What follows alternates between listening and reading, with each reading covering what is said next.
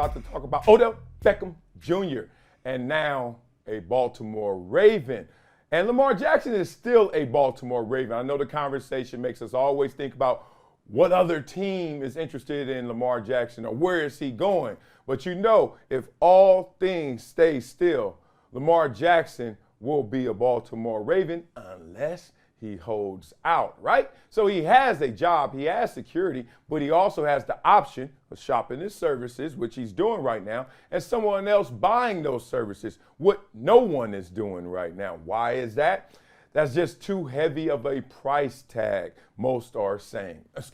All are saying, except the Baltimore Ravens, basically. You know why? Because those 2 first-rounders, in addition to that $200 million guarantee plus whatever that number is just too hefty for organizations to swallow right now. Plus, it can be matched. So now, as you know, in any negotiation, let me help you guys out if you haven't heard this one. You never want to be first to set the number. Like negotiation 101 is always be the one that responds to the number, not the one that sets the number. For many reasons. It could be psychological, like, oh, you sound a little thirsty.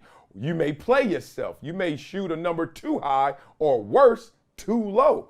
You know, you ever heard somebody say they want something and you sitting there like, man, I don't know about that. And they say a number and you like, oh, really? You can have it. I wasn't thinking that. And that's the situation Lamar Jackson finds himself in. And the trickiest of it all is he has to do the shopping. His mother and him as representation. So that's kind of difficult as well. There's a community. There's the good old boys club of general managers out there that all hang together, all got each other on speed dial, talk that talk, know that language and that code. And then you got a player in that same conversation trying to dial them up, or his mother dialing them up.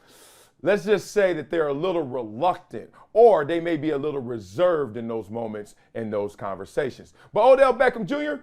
wasn't really that concerned with all of that process. Want to know why? Because Odell Beckham Jr. gave a press conference. And in this press conference, Odell says some things that let you know how the game is really played. The game is to be sold, not told. Let's see this. Odell on the possibility of playing with Lamar Jackson. You know what he said? The goal was to come here and have that possibility. Yeah, to play with Lamar Jackson. Y'all hear me? Y'all heard me right? Possibility to play with Lamar Jackson.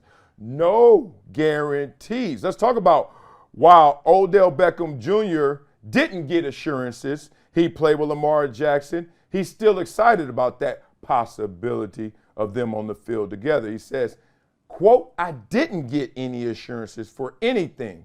To me, it just was excited about the possibility of that. My thoughts would be that he would be here. Okay, let me hip y'all to the game, man. Because y'all know the song, get paid, young homie, get paid. That is it. It's so crazy about athletics, professional athletics, now I can say even collegiate athletics with NIL, that players have to hide their pursuit for the money, their pursuit to get paid. It's like if you say it, if you show it, then it turns off the organization, and more importantly, it turns off the fan base. What do you think we out here doing this for? To push a RAV4, as Kanye said? Like, these dudes are in the pursuit of that purse, of that bag, but they can't show that they're thirsting for it. Never let them see you sweat while you're chasing that money, right? So Odell Beckham is obviously in the pursuit of that. He had a price, and he wanted teams to meet it, like Dallas before, right? And there was conversations with the Jets, etc. But Odell Beckham Jr. just proved to you what we call PPP, the 3 Ps, right?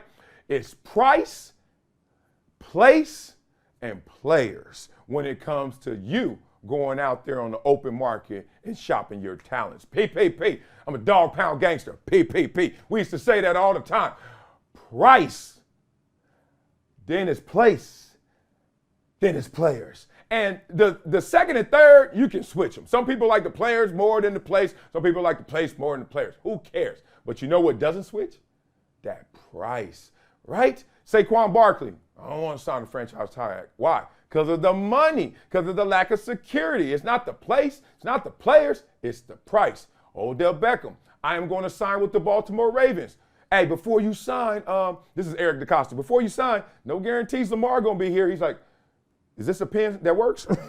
What does that matter? What are you talking about? And it's okay for fans to understand that, and it's okay for you players to show that.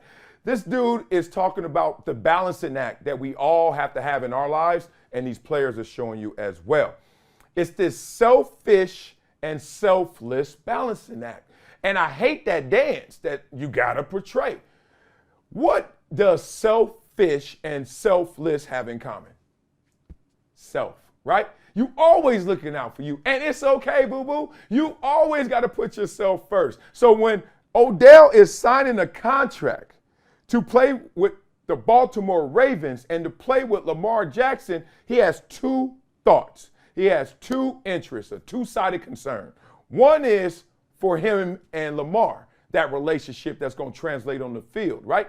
I'm playing with a former MVP. I'm playing with a baller. I'm playing with a beast.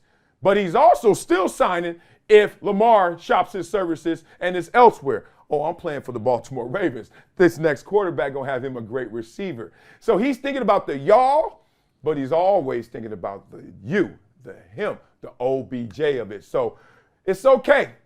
I saw through it. I read through it. I heard it. You heard it as well. Odell was signing in Baltimore regardless of Lamar Jackson. Certainly it helps if he's there, but you know what helps even more? How much they offered him.